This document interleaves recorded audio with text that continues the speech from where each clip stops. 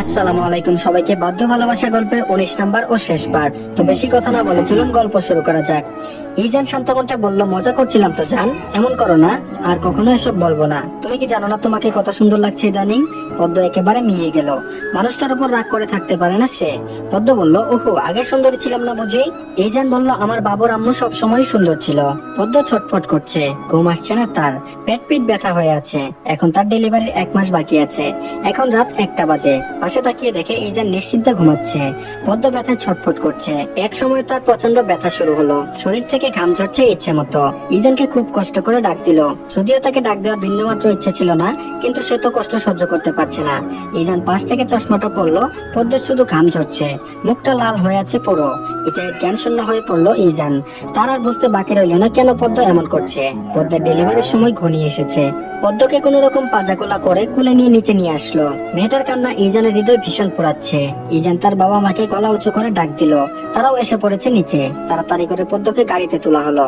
গাড়িতে থাকা অবস্থায় মেধাকে কল করলো। যেহেতু মেধাই প্রথম থেকে পদ্মের চেক আপ করে এসেছে, সেহেতু ডেলিভারি মেধাই করবে।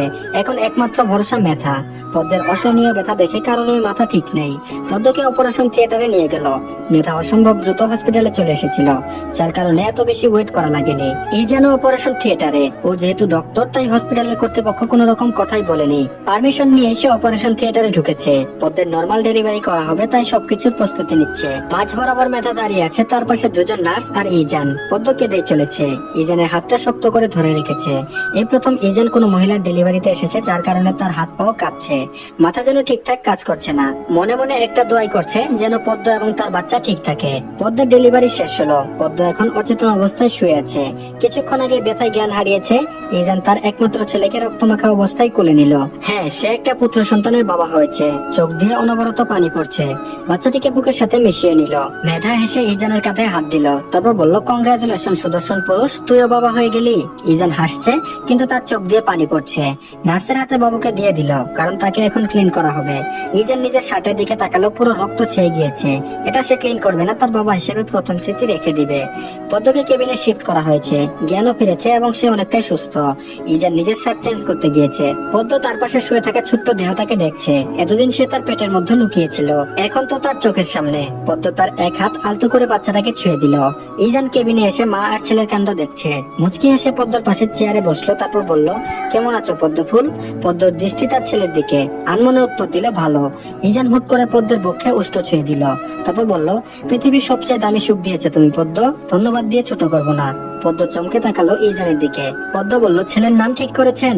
ইজান বলল, তার নাম ইয়াস শেখ প্রাণ। সুন্দর না? পদ্ম সম্মতি জানালো। নামটা তার পছন্দ হয়েছে। বাবা মায়ের সাথে প্রথম অক্ষর দুটো মিল পেয়েছে। তারা এখন 2জন থেকে 3জন হয়ে গেল সুখী পরিবার। ইয়াজের 3 মাস চলছে। মায়ের অবস্থা নাজেহাল করে ছাড়ছে। একদিকে তার বাবা জ্বালাই, উপর দিকে সে জ্বালাই। মাঝে মাঝে পদ্মের কান্না চলে আসে, আর পারে না এ 2জনকে নিয়ে। ছেলেটাও কেমন বাবার মতো হয়েছে। পদ্মের কষ্ট কেউ বুঝতে চায় না। অনেকক্ষণ যাবত ইয়াজ কান্না করছে। পদ্ম ইয়াজকে কোলে নিয়ে রুমে হাঁটছে। ছেলের তাও মন ভরছে না, কান্নাও কমালো না। ইজান হসপিটাল থেকে ফিরেছে মাত্র। ফ্রেশ হয়ে পদ্মর কোল থেকে ইয়াজকে নিল, তারপর বলল, এত কান্নাকাটি করেছে কেন আমার বাবাটা? পদ্ম এবার কান্না করে দিল। পদ্ম বলল, আপনার ছেলে কোন সময় কান্না করে না বলুন? আমার অবস্থা নাজেহাল করে দিয়েছে এইটুকুন একটা বাচ্চা। ঠিক আপনার মতোই হয়েছে আপনার ছেলে। ইজান শুনেও শুনলো না এমন একটা ভাব ধরলো। পদ্ম রেগে মেগে আগুন হয়ে গিয়েছে। ইজানের কলার ধরে একটু ঝাঁকুনি দিল, তারপর বলল, কথা বলছেন না কেন?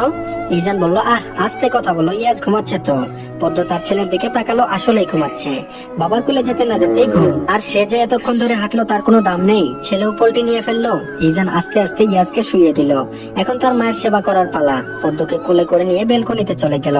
পদ্ম হাত পা ছোটাছুটি করছে। ইজান চেয়ারে বসলো। পদ্মকেও তার কোলে নিয়ে বসালো। পদ্মর ঘাড়ে উষ্ঠ ছুঁয়ে দিল। ইজান বলল, পদ্ম আকাশের দিকে তাকাও, কত সুন্দর চাঁদ উঠেছে দেখো। পদ্ম তাকালো, সত্যি সুন্দর একটা চাঁদ উঠেছে, আর হালকা বাতাস বইছে। পদ্ম চোখ বন্ধ করে অনুভব করলো। পদ্ম বলল, আচ্ছা ডাক্তার সাহেব, চাঁদ কি বেশি সুন্দর নাকি আমি বেশি সুন্দর? ইজান মুস্কি হেসে বলল, অবশ্যই তুমি। পদ্মের মনে একটা কৌতূহল জাগলো। ইজানের দিকে ফিরে প্রশ্ন করলো, আমাদের প্রেমের রং কি হবে ডাক্তার সাহেব? ইজান বলল শুভ্র। পদ্ম অবাক হলো ইজানের কথাই, তারপর বলল শুভ্র কেন? ইজান বলল শুভ্র রং সবসময় পবিত্র।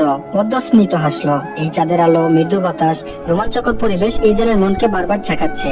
ইজান আর কন্ট্রোল করতে পারলো না, পদ্মের ওষ্ঠে ওষ্ঠ ছুঁয়ে দিল। পদ্ম আর কোনো বাধা দিল না। ইজানের চুলগুলোকে আঁকড়ে ধরেছে সে। দুজনে গাঢ় নিঃশ্বাসের শব্দ শোনা যাচ্ছে। ইজান বলল পদ্ম, তোমাকে আরো একটা বাবু গিফট করতে চাই। পদ্ম সাথে সাথে বলে দিল, আর বাবু চাই না ডাক্তার সাহেব। আর এরই সাথে পদ্ম আর ইজানের চ্যাপ্টার এখানে শেষ হয়ে গেল। তো আপনাদের কাছে গল্পটি কেমন লেগেছে আশা করছি কমেন্টের মাধ্যমে জানাবেন। আর এরকম আরো গল্প চান কিনা সেটাও জানাতে পারেন। আর অবশ্যই সবাই আমাদের চ্যানেলটিকে সাবস্ক্রাইব করে রাখবেন। ধন্যবাদ সবাইকে, ভালো থাকবেন সবাই।